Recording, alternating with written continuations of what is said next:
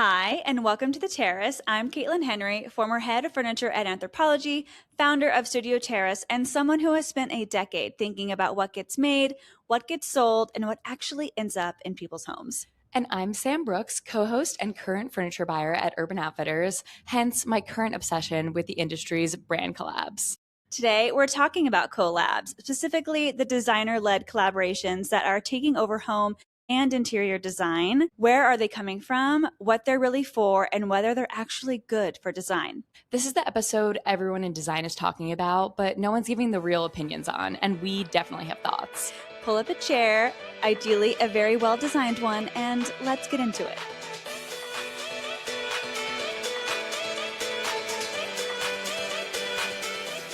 We actually touched a bit on these in our last episode because we were talking about the Emma Chamberlain West Elm collab. Yes, we gave a little taste. Let's talk about where do they come from. Collabs started in... The biggest one started in 2003, which, if everyone remembers, is the Isaac Mizrahi for Target, which was very exciting at the time because that was the first time that expensive apparel was being made for a mid-market, which is very exciting. Mm-hmm. And then it just kind of spiraled from there. So I think in the beginning, it started out as, let's do a collab that makes something that's not normally accessible and see how it does. And then, everyone just jumped on the bandwagon. Yeah. And there was definitely just like this alignment. Like you used to have a celebrity represent your brand, but then it was these shoppers are shopping this and this. How can we make, capture both audiences? So I think it was very much like a corporate move as well.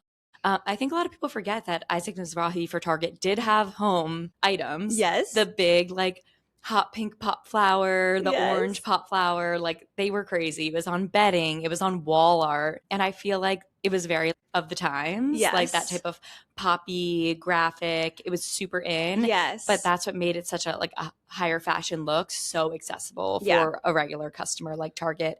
I also think it elevated Target, and 100%. Target and Walmart were definitely on the same scale in the early 2000s. And when they started securing these major collabs, really sent them to the top. Obviously, Target and Mizoni, another one. Yeah. And then they were doing their designer dress collabs. Then they were bringing in interior designers. And now pretty much a core piece of their business in their home area is collaborations. Hearth and Home, Magnolia Home, Studio McGee, Nate Berkus, Justina Blankley. Yes. Yeah, they have everything. So Target was the OG. The blueprint, if you will. They were the blueprint of the collab strategy, which, it was a great strategy. I was very excited over the Mizoni by Target collab. If I remember right, it broke the internet. I think everybody has something from that Mizoni by Target collab. Yeah, or they're looking for it on Poshmark right now. Yeah, exactly. Vintage at this point. And I do think it started kind of making waves through actually higher end. And then nowadays, in the last 10 years, every single retailer has had a collaboration in the last 5, I think. Now it's not just about who the celebrity is that's working with Gucci and those brand partnerships, but now it's really designing their own lines, own pieces. And a lot of times now they're higher price point. Yeah. So they definitely know their worth. They're limited runs. They're hard to find. But then on top of that, every collab's a kind of a dime a dozen these days. I know. I do feel like I do get a little bit of collab fatigue. And I say that and laugh because I recently just bought 2 things that were part of a collab and I love them. But I will say it's I get whiplash of the collabs here and there everywhere. So let's talk about some of the most recent collabs that we've seen that we find exciting. Well, and also what is it about the spring first? Even coming from the corporate buying world, I have no idea why all the collabs launch in the spring. I know. New year, new collab. Yes. Lots of excitement around it. Spring into a collab. Yeah. You're right. There's been so many. Last episode, we talked about Emma Chamberlain. We talked about, was it Hill House? Yes. For PB. And I know you love Colin King. I do love Colin King for Zara. And H&M came for their next with Kelly Wearstler, but it's not coming out until September. I know. So a 6-month preview is huge. I don't I think know. it's really been done before where the product is not instantly accessible. Yeah. So that was super interesting to me. I've also never seen a collab have so much hubbub around it at Design Week in Milan. Yeah. Usually Design Week in Milan is held for, you know, very kind of high-end aspirational things. And this year you had the RH opening in Milan, which is very exciting. And then the big Kelly Wearstler by H&M, which I did have some friends sending me pictures of the installation. Yeah. And it's very exciting. Oh my gosh. I've really only seen like the one vase. The vase, the vase is everywhere. Flat one that's very big. Yeah. There's like a really cool. The vase is what gets me every time. Yeah, I know you're a vase girl. There's like a really cool clothing rack. There's a cool chair. There's like some cool modular components. I'm excited for that one. And I might be purchasing something from that collab for sure. She was like the OG of the melted disco ball, wasn't she? I'm surprised there's like no nods to that. I know. Like kind of what really put her on the map, like what, 10 years ago in the Instagram age? Yeah. Probably in 2015. Yeah. What I also love about Kelly Wearstler is her inspiration from vintage things. Yeah. She's always adding like statement items that she finds on her travels and takes inspiration from like even, you know, color palette to materials. And I think that's so fun. And it doesn't get too eclectic with her. Like I showed you last month's Arch Digest had like the craziest homes that were like, oh, well, got this in Africa, this in Taiwan, this and blah, blah. And I'm like, okay, it's starting to look like a not well organized museum in here. Yeah. And she does a really good job of making those pieces shine without her entire house feeling like it's just full of like travel tchotchkes. Yeah. Which I think is something a lot of people get caught in. It's easy. It's so easy to do. Oh my gosh, I bought this mask. And I'm like, okay, we don't need a whole room dedicated to Venetian masks, but do you? I love it. But that's like half the time what ends up in these like magazines. And I'm like, this isn't like livable. And I think a lot of that high design, making it livable, is why these designers do want to collab with these more regular people retailers. Yeah, definitely the commercialization, democratization of design, which I think is a good thing. Like I think collabs from the standpoint of making high design, high-end things more accessible, I am all for. I also love when two worlds collide. You know, I love one thing and I love another thing. And when they collab, that's super fun. Yeah. When it feels a little flat is when it doesn't really make sense to do a collab with someone who's not an expert in that field of product. Yeah. Which we see all the time. We see all the time. And I think, and we can probably get into this a little bit further, is the difference between doing a collab with somebody who is a tastemaker, who has an authority in the design space, like an Amber Lewis or Josh Young for Williams Sonoma, all of these interior designers that have such a great following and such great taste. And then there's also the collab of just influencers who have a big following and they might not be known for their home decor, but they do collabs with brands. And sometimes to me that can feel a little flat. Well, and I think it can feel inauthentic. And I think a lot of consumers can pick up on that. Like, this is why I mentioned like the like Ashley Furniture Luxe with Haley Steinfeld. Like, it was just, it doesn't feel really aligned to me. I don't know what data points told them that like their customer's favorite actress, singer is like, you know, the latest wag. I don't know. Maybe it is true. If the data is there, the data was there. Or the CEO just like loves her. You know what I mean? Sometimes I think a lot of the choices can be very, you know, surface level. Yeah. And that's why they fall flat because it doesn't feel authentic. We don't know what her house looks like. She hasn't been featured in Arch Digest. We have no context of her being someone who even cares about what her home looks like. So that's always really interesting to me when they pick random celebrity collabs to launch brands. Yeah, I agree. I think it's easier in fashion than in home. The one that was really funny to me was Tyler Cameron and his girlfriend for Pottery Barn. I love them both. They're both so cute and they're so likable. But it was funny to me that they aren't home experts. He does home renovation. So he kind of had his own like little show. Maybe it was a YouTube series. I completely missed that. Yeah. So he like renovated like his mom's house in Florida and then like was like buying houses and renovating them on TikTok. Okay. But just because you're renovating a house doesn't mean like you're an expert in decorating the house either. So It was a little random. I see how they made the connection. However, it was like a little, a loose bow tie. Not completely out of left field, but not as strong as the Pottery Barn for Hill House or Love Shack Fancy or Pottery Barn usually is super intentional with their collabs, and that's why they work so well. And they've been, I think, one of the experts in collaborations. I think we talked about Lulu in Georgia. I think they do excellent collabs. I think they always pick someone who's super aligned with their brand and their customer. Sarah Sherman Samuel was the most recent one. They did Amy Song, who I love. She has always been a lifestyle influencer, even though she did start as like a style influencer. And then what's the other one that I'm thinking of? Oh, Heidi Collier. Yeah. And so we kind of touched on that one too. So I think all of those have felt really right for the Lulu and Georgia customer. Do I think some of the stuff that came out of the latest collab was like a little out there? Yes. The canopy bed with like the big humps on the headboard. Like, we actually have something similar at Urban right now. And I don't know, the customer's not voting for it. I just think it's like sometimes they try too hard to reinvent the wheel when we really just want something that feels like it would come from their latest spread. But it's canopy beds.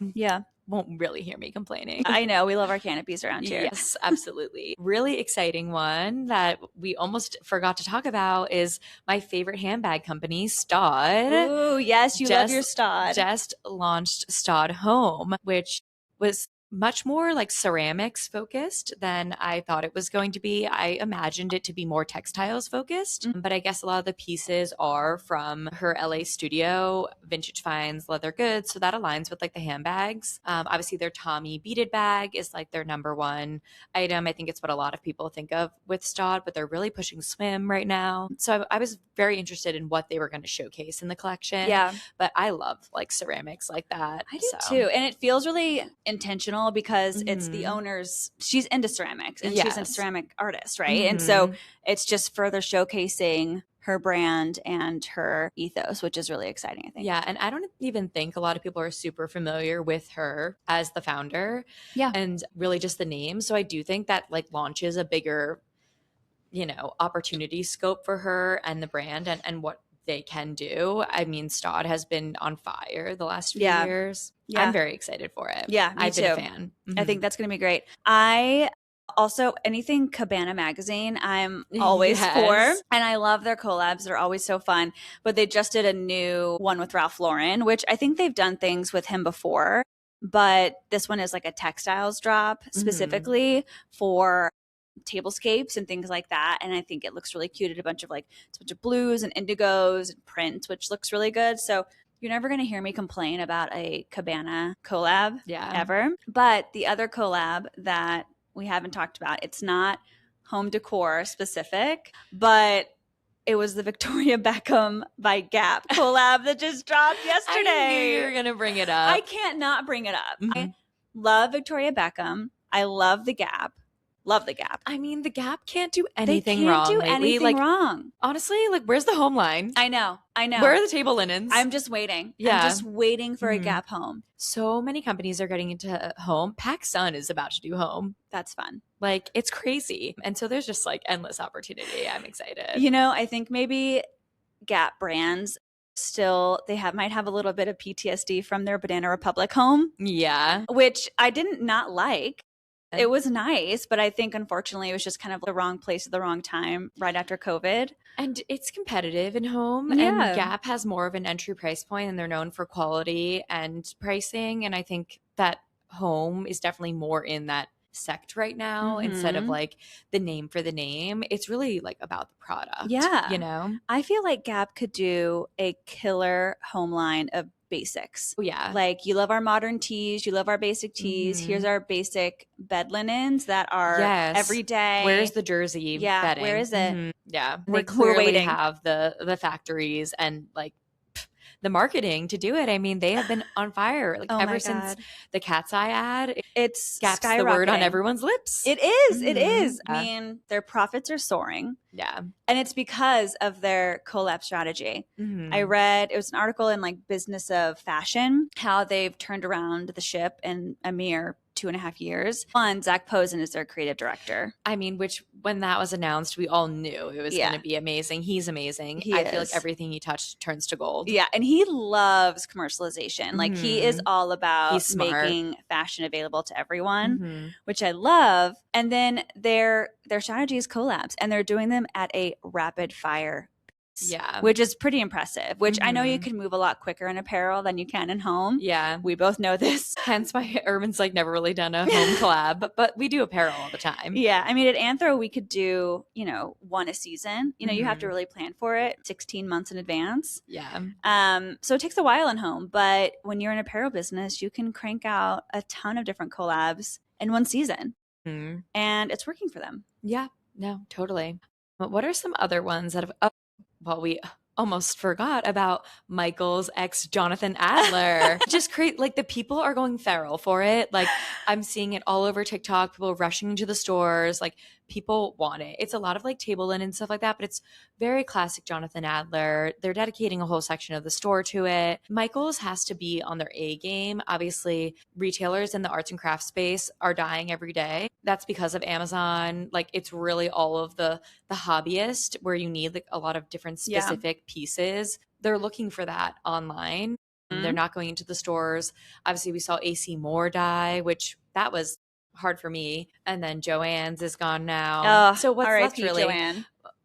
Michael's and Hobby Lobby. And Hobby Lobby is very deep in the home space besides, and the prices are rock bottom. I went in there recently. I was like, oh my God, they're really doing this thing. I have not been in a Hobby Lobby in a minute. I mean, it's exactly what you think it is. I can't really buy anything from them. However, I know.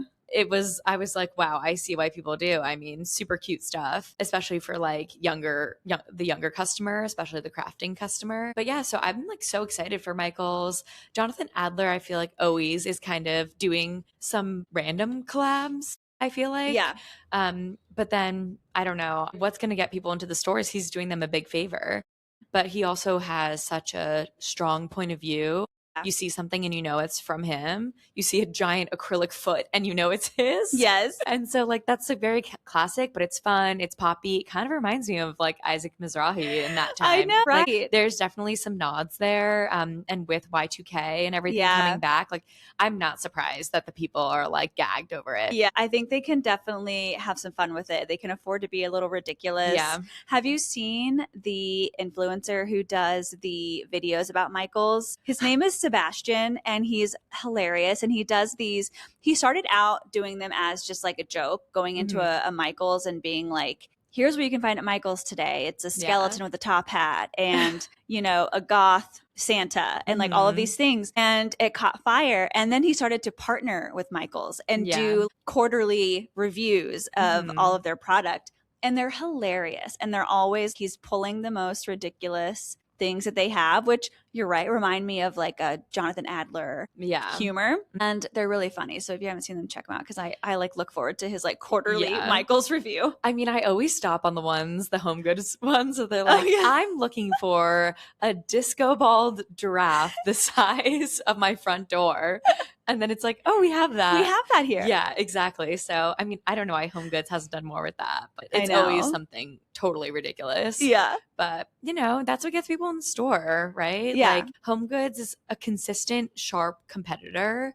They are where everyone shops. And I think anyone that's in the home space has to always be looking at Home Goods as someone that it's where people go to look. They are in there more than any other store. Yeah. The repeat visits, the treasure hunt, all of that. It's what keeps off-price so strong and it affords them the volume to continue with those off-price prices. So they make it a joyful experience, which at the end of the day is what you need. And they don't have an online presence, which is even crazier. Yeah. You physically go to a Home Goods and people look forward to it. I think you and I have talked about Home Goods in every episode we've done so far in some way, shape, or form. You would be hard pressed to find someone's home that doesn't have at least one item from Home Goods in it.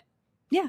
I mean, this Ralph Lauren lamp behind fair play. Their lighting is great. And great like lighting. the pricing is awesome. So that's definitely a big one. Okay. Couple other celeb ones just to call out.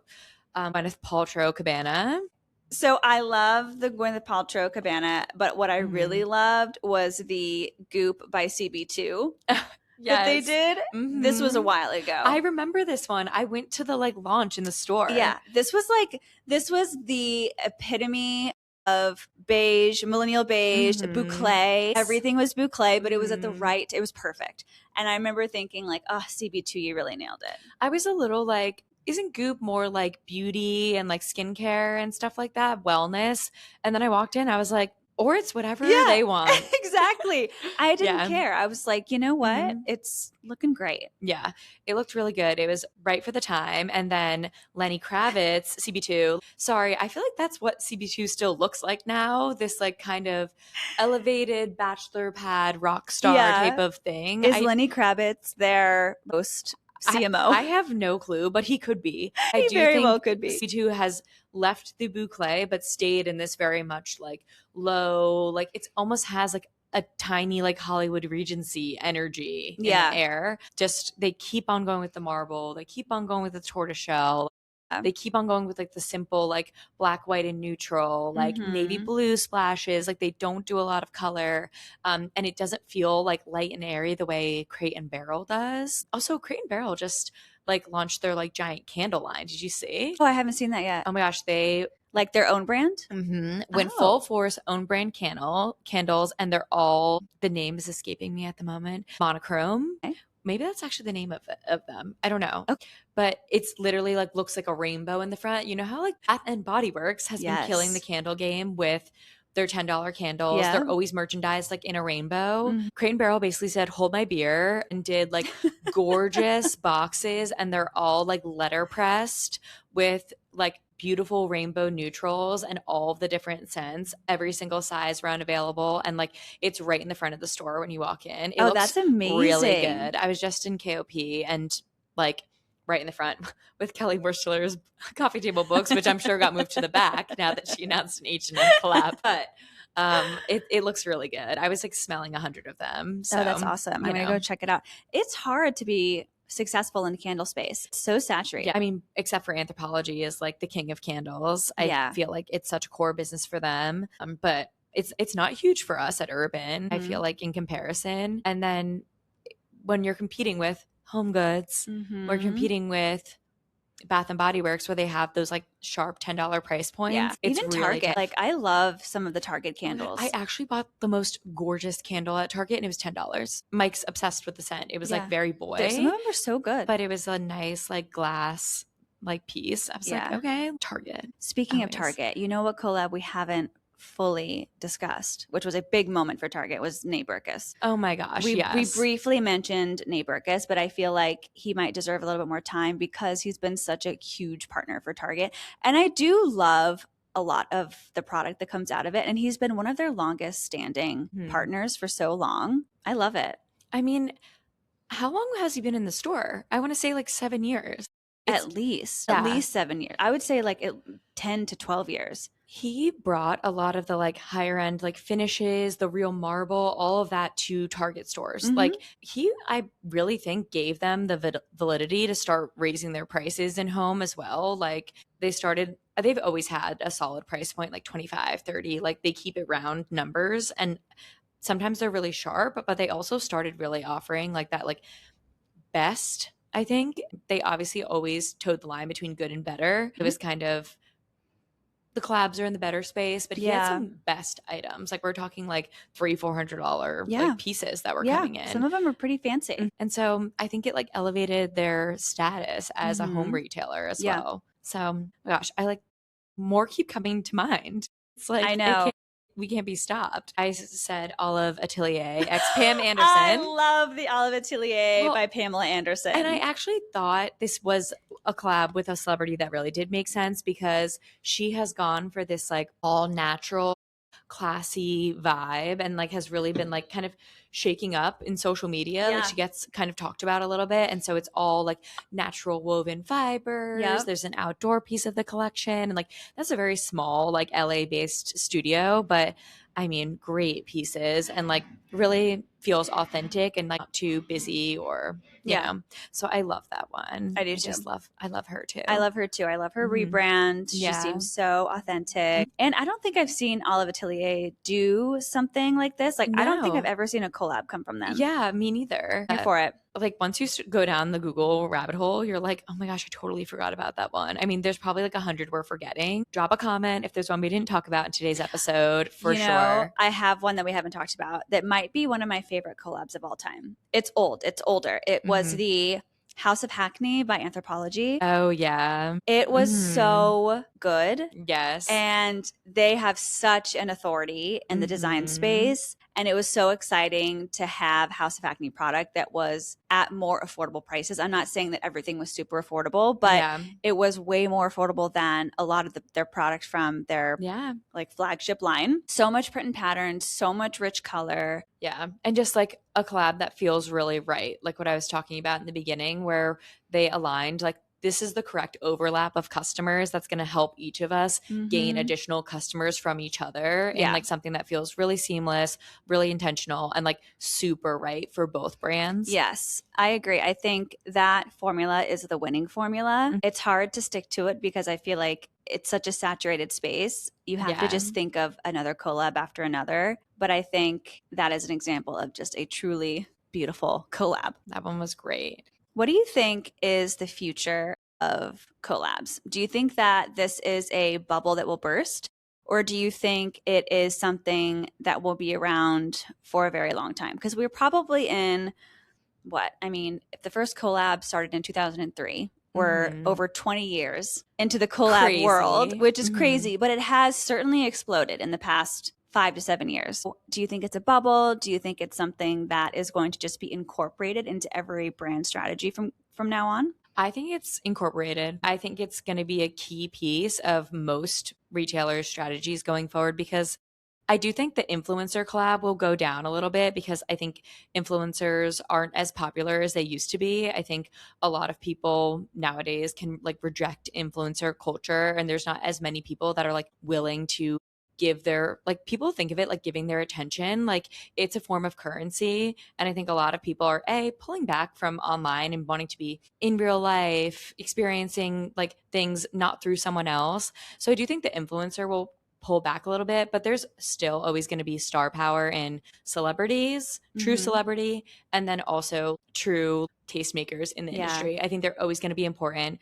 They've been important forever, right? Even we could go back to the like 1950s, I'm sure, and there were, really important interior designers doing the latest celebrities' homes, and it was still in a spread in a magazine. We're probably just going to see that translate more into corporate retailer. Yeah. That's what I would say. What do you think? I mean, I think the keyword is tastemaker. I think you're right. The influencer bubble, the influencer specific bubble, I think will burst eventually. I've been seeing so much discourse online about taste and how taste is such a differentiator for everyone in the design world, especially now with so much AI available to us. There's such a saturation of people online. Everyone has a platform, which is a great thing, but taste is going to be more important than ever to help brands guide themselves to the right direction. So I think it will always be a brand strategy. I think it's an exciting brand strategy and you can really make it play to your favor. Yeah. But it has to be centered around taste and somebody that is trusted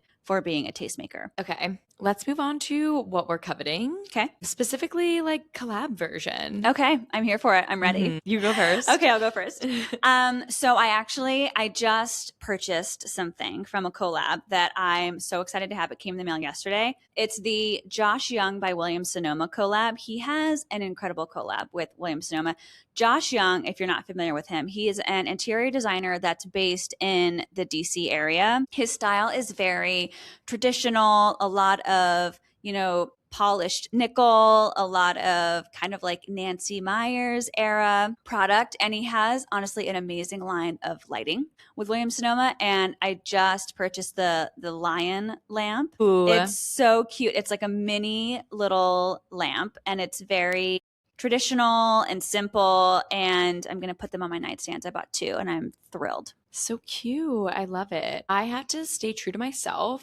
and pick a vase. I already talked about this collab, but like I love Amy's song. I've just been such a fan from the beginning. She's great. And she did these like beautiful giant stoneware vases in her Lulu and Georgia collab. They were like $300, so I don't actually own one. If like pie in the sky, I'm definitely coveting one of them. Yeah.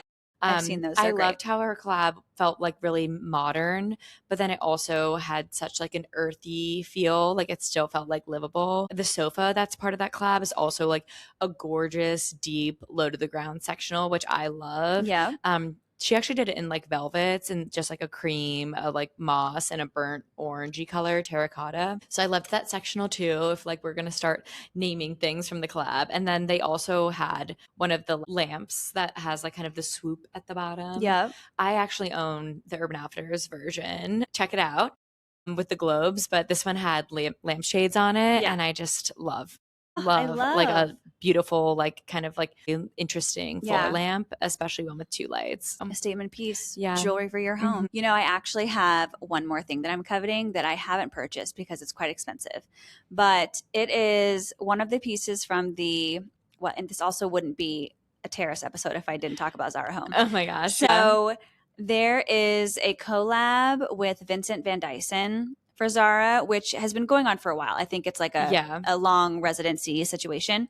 And Vincent Van Dyson is a very celebrated architect, and he has such an eye for furniture design. And there are some furniture pieces. There's a case goods chair in particular that I'm thinking of that is just so architecturally beautiful. I'm not saying that it's probably the most comfortable thing to sit in, but it is a piece of art. And I've also been reading some things online about how some people are arguing that you want to have some things in your home that feel museum-like because it brings out the best in people, which I think is really a funny take. And we can get into that later. But anyway, it's a museum piece for sure. Mm-hmm.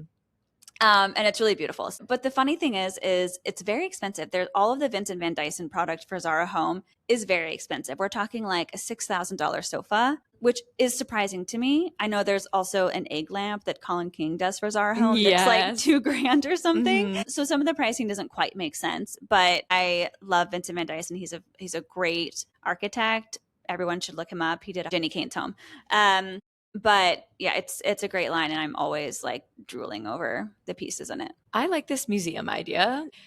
Come into my home. It's nice, so treat it right. Yeah. No rowdiness here. You know what I mean? You know, it makes people sit up a little bit straighter. Yeah. And show up with a bottle of wine. You want to have more intellectual conversation. It's a fun argument. Yeah. Yeah. I think it was a Substack article that I read. Mm-hmm. It was really great. I mean, there's such a trend of like people buying like, you know, the little lights that go over their like wall art and stuff. Yes. So it just like feels special. I love that trend. And I love that they're rechargeable and you can just like right onto the wall. Should we do Would You Rather? Yes. Okay, the best part of the episode. I know. It's my favorite part. All right. Would you rather own one piece from Kelly Wearstler's full price studio or the entire H&M collab? I'm going to say I would like to have one piece from Kelly Wearstler's full price studio. Mm-hmm. And here's why. I think all of the pieces that I saw in her H&M collab are fabulous, but there is such a thing as too much of a good thing. And I'm not sure how I would put all of those things into my home and make them feel cohesive. I also think that I'm good with one beautiful statement piece from Kelly Wearstler. Like, I think I can fit that into my home. I can make it work. It's a conversation starter. Mm-hmm. Having all of her H&M line, as beautiful as it all is, might be a little overwhelming for me and my guests. Agree. I want one full price because it's like, you know, I could piece by piece eventually through my lifetime probably buy the collab, but like her full price stuff is not for the faint of heart. It's really not. Yeah. If we're talking money here, it's a better investment to get the full price studio piece anyway. Yeah. I'm talking about stuff that would like give you a serious ROI. Yeah. My future estate sale would pop off. Everyone's going to be clamoring for our future estate sales. Mm-hmm. Get in line. It better be that way. Okay. Would you rather have your living room styled entirely by Nate Berkus for Target or Isaac Mizrahi for Target? This one is like so difficult because they're so different. And I think Nate Berkus isn't nearly like girly enough for me. Yeah. But my husband would kill me if my house was Isaac Mizrahi's line. But if I was like still living like with like a girlfriend or something, I mean, easy it would choice. Be so fun. Yeah, it would be fun. I'm going to have to go Nate Berkus. Love you, Mike. I think I have to go Nate Berkus too. I do love Nate Berkus. I love his organic nods. I love his love of materiality. And so while not everything of his is my style, I would probably be able to mix in more with Nate Berkus product than Isaac Mizrahi product, as much as I love the Isaac Mizrahi product. I just, in 2004 when it came out, like I wanted my whole bedroom to be it. I know. It was a moment. Yeah. It was a moment. I also wanted all of the Missoni home stuff. Yeah. I wanted the Missoni bedspread. I think I had a beach towel. We definitely have the beach towels. I think I had maybe some of the like cups. I actually saw a set of the cups at like a vintage store. We definitely had the cups too. Like it's like so much of it is coming back to me. I'm like, I saw this stuff in my house. Yeah. Everyone has been subjected to the Missoni by Target collab in some way. It was that good. Yeah. I remember I would be making arts and crafts, like drawing it because I couldn't get it. Oh my gosh, I'm crazy. Home obsessed at such a young age. I know. I know. Okay. Would you rather a collab designed by your favorite stylist for Zara Home, this is specifically for you, this one, or a one-of-a-kind piece from an unknown maker? Because I know you love an estate sale and you love something no one else has. I do. This one's very difficult. I get to choose the stylist or the artist for Zara Home? Yeah. Okay, then I'm going to choose the collab with Zara Home. And you know who I would choose? There's a designer who she has Instagram, but she doesn't have TikTok. And I don't think she has nearly enough followers. Her name is Kristen Ellen Hockman. You've talked about her. I've talked about her before.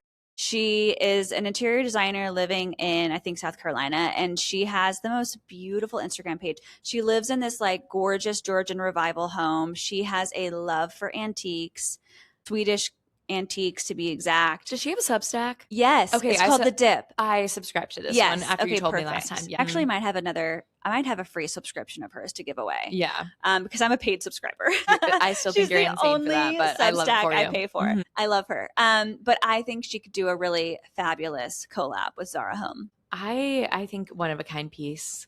I just feel like every once in a while I see a one-of-a-kind piece that I like wish I would buy. I don't think I've ever really made the leap. A lot of times they're really expensive, something like that. But I do wish that I would, when I see those pieces in those vintage, like the ones. There's been a couple that like pop into mind. I'm not going to describe them all from my imagination.